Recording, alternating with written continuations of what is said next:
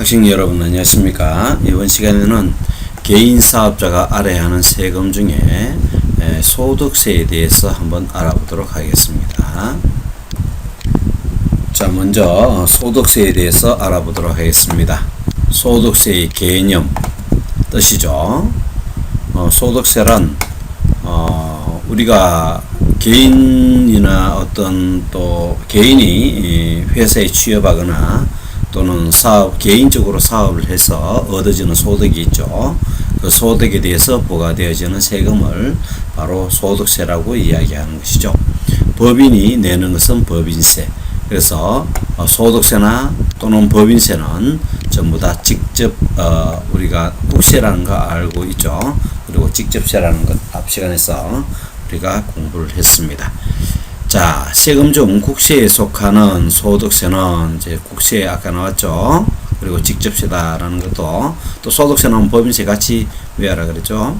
개인이 다양한 경제 활동을 통하여 다양한 경제 활동이란 바로 뭐 취업이라든지 장사라든지 사업이라든지 뭐 이런 활동이 되어지겠죠. 활동을 통하여 발생하는 소득을 이제 과세 대상으로 하여 부과하는 직접세. 그죠? 부과하는 직접세. 이걸 갖다 우리는 소득세라고 이야기합니다. 자, 여기서 소득이란 뭐냐? 그죠? 소득이란 1년 동안에 개인에게 발생한 이자소득, 그 다음에 배당소득, 그죠? 배당소득. 전부 다 재산을 갖고 있어야 되죠. 그죠? 재산세에서 우리 배웠다. 그죠? 그 다음에 사업소득. 사업을 통해서 얻은 소득, 그 다음에 연금을 받는 데서 발생하는 소득, 기타 여러 소득, 이런 것들을 우리는 뭐라고 이야기하냐면 소득이라고 이야기하는데요. 이 소득을 모두 합산한 총금액이 나오겠죠. 이자소득이 얼마 100원, 배당소득 100원, 사업소득 100원, 연금소득 100원, 400원이네요. 그죠? 총 합산한 총수익 금액에서 그 다음에 필요 경비, 소득을 얻기 위해서 사용되었던 또는 국가에서 인정하는 경비를 차감한 금액이 바로 소득이 되어지는 것입니다. 거기에 이제 세금이 부과되어지는 것이겠죠. 개인 소득에는 여러 가지 유형이 있는데요. 소득세법에서 개인의 소득은 종합소득, 그렇죠? 종합소득, 퇴직소득, 그 다음에 양도소득, 이렇게 세 가지로 분류되어져 있다. 그죠? 근데 종합소득은 이렇게 여러 가지 소득이 같이 되어져 있네요. 이것은 무엇을 뜻하는 것일까요? 자, 종합소득은 1년간 합산하여 무엇을 합산한단 말입니까? 여기에서 얻은 소득을 모두 다 합산한다는 이야기겠죠. 그죠? 그래서 누진세율에 따라 세율이 이렇게 얼마 이상이면 얼마의 세율, 또 소득이 얼마 이상이면 얼마의 세율, 이렇게 누진세율 표가 있습니다. 그죠? 거기에 따라 종합과세를 하게 되었습니다. 종합해서 그 금액을 세율에 적용하는 것이죠. 그 대신에 퇴직소득이나 양도소득은 바로 소득이 발생했을 경우에 그때 소득에 대해서 세금을 부과하는 것이 되어지는 것입니다. 그럼 종합소득에는 어떤 것들이 있는지 한번 살펴보겠습니다. 사업소득, 사업에서 얻는 소득이죠. 뭐 그것이 제조업이든 어떤 업종이든 상관없습니다. 그죠? 사업에서 발생하는 소득입니다. 이자소득, 돈을 빌려주고 얻는 이자소득이 되어지겠죠. 받는 이자, 예금, 채권, 정권. 그 다음에 이제 배당소득, 회사에 투자하고 그 배당, 이익금에 대해서 배당을 받는 것을 배당소득이라고 이야기하고요. 근로를 제공하고 받는 소득을 근로소득이라고 이야기합니다. 그죠? 그 다음에 이제 연금을 받는 경우도 있죠. 그죠? 국민연금 또는 공무원연금 이런 것들도 전부 다 연금소득이 되어지고요. 기타 뭐 복권 당첨금 이와 같은 것들도 기타 소득이 되어집니다. 이 사업, 이자, 배당, 근로, 연금, 기타 이 금액을 모두 다 합쳐서 이제 세율을 적용하는 것이죠. 그래서 종합소득이라고 이야기하는 것입니다. 그리고 퇴직소득은 퇴직을 할 때 받는 소득이 되어지고, 그죠? 그 다음에 이제 양도소득이라는 것은 토지, 건물 등을 양도할 때 얻는 소득. 양도라는 것은 매도, 판매할 때를 이야기하는 겁니다. 그죠? 토지를 매도했다, 판매했다. 1억 5천에 판매했다. 그죠? 그럼 차익이 5천만 원 생기죠? 이 5천만 원에 대해서 별도로 세금을 부과하게 되어지는 것이죠. 그죠? 그래서 양도소득 차익을 의미하는 것입니다. 다음은 소득세의 과세 체계에 대해서 한번 알아보는데요. 저 납세 의무자란 무엇이냐? 그죠? 납세 의무자는요, 소득이 있는 개인은 누구나 소득세를 내야 됩니다. 의무가 있는 거죠. 그죠? 이런 사람을 우리는 뭐라고 했냐면은 납세 의무자라고 이야기합니다. 자, 납세 의무자인 개인은 국적에 관계없이 외국 사람이든 우리나라 사람이든, 그죠? 거주자와 우리나라에 실제 살고 있는 사람과 비거주자, 살고 있지 않는 사람을 구분하여서 과세를 하게 됩니다. 세금을 부과하게 되시죠. 자, 그러면 거주하는 사람은 어떻게 하느냐? 자, 국내뿐만 아닙니다. 국내외에서, 해외에서 얻은 소득에 대해서도, 국내외에서 얻은 모든 소득에 대하여 세금을 납부해야 됩니다. 거주자입니다. 우리나라에 직접 사는 사람을 의미하는 것이죠. 그죠? 근데 이제 비거주자일 경우에는 우리나라에 살지 않는 사람, 그죠? 우리나라에서 얻은 원천 소득, 우리나라에서 얻은 소득에 대해서만 납세 의무를 가집니다. 그렇죠? 우리나라에 살지 않는데, 그죠?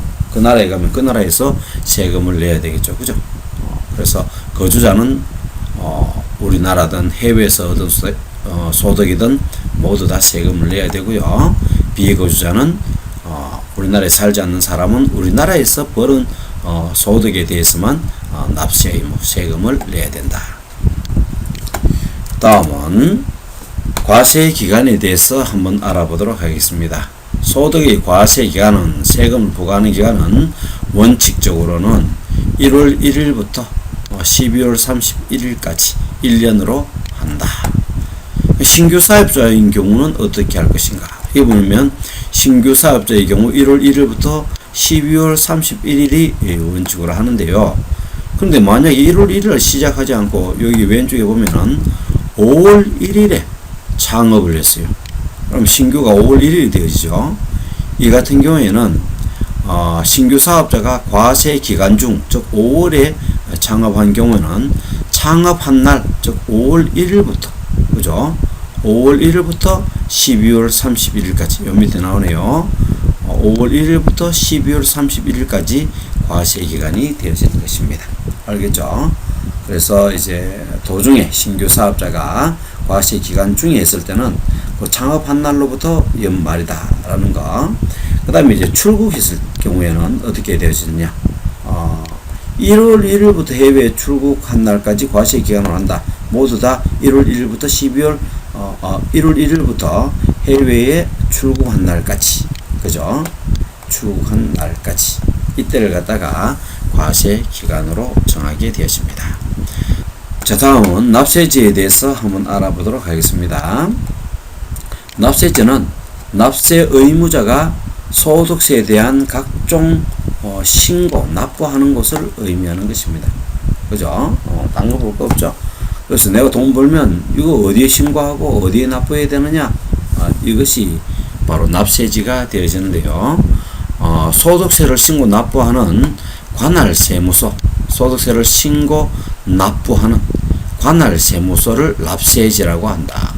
그럼 중요한 건 이 관할세무서가 어디냐라는 거죠. 그죠? 회사냐?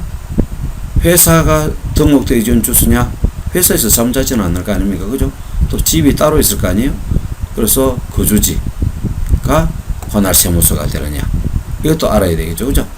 그래서 소득세를 어디에 신고하냐? 회사 주소에 따르느냐? 내가 사는 집에 따르느냐?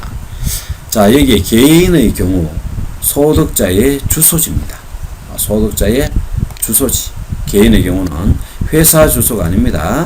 그래서 소득자의 주소지를 납세지로 하고, 그래서 이 소득자가 살고 있는 이 주소지, 거소지, 주소지 이곳에서 관할 세무서에 세금을 납부하고 신고하고 하면 되겠습니다. 근데 여기 중요사항이 하나 나오죠. 납세지가 변경되어졌다. 납세지가 변경되어진 경우에는요, 변경된 날로부터 이제 주소가 바뀌었다, 이사 갔다, 그죠? 변경 날로부터 15일 이내에 중요합니다. 납세지 변경 신고서를 변경 후에 납세지 관할 세무서장에 신고한다. 이 말은 무슨 말인가 하면은, 저번에 이제 집이 여기에 있었죠, 그죠? A라는 동네에 이제 있었죠. 그래서 여기 이제 세무서가 여기 있었다, 그죠? 세무서가 여기서 여기 옛날에 이제 신고하고 납부했는데요. 이사를 갔어요. B동에. B동네에 이사를 갔어요. 그럼 여기서도 이제 관할 세무서가 있을 거 아닙니까? 그죠? 세무서가 이렇게 있으면요. 이제는 15일 이내에 어디 신고하느냐? 이사 이렇게 하고 난 다음에 여기 가서 신고하는 것이 아니고요. 변경 후에 납세지 관할 세무서장. B동으로 변경되어졌죠. 그죠? 변경되어진 이 관할 세무서장에 신고를 해야 되는 거예요. 알겠죠? 만약에 이제 납세지가 변경되었을 경우에는 변경 후에 납세지 관할 세무서에 신고를 한다. 자, 여기서 우리가 중요한 거 몇 가지만 보면은, 주소지를 납세지로 한다라는 거 하나. 그죠? 그 다음에 납세지가 변경될 때는 15일 이내에 변경되었다는 것을 신고해야 된다. 그러면 어디에 해야 되느냐? 그래서 변경 후에 관할 세무서에 신고를 해야 된다. 대단히 고생 많이 하셨고, 다음 시간에 우리는 이제 소득세 계산하는 법에 대해서 학습하도록 하겠습니다. 대단히 고생 많이 하셨습니다.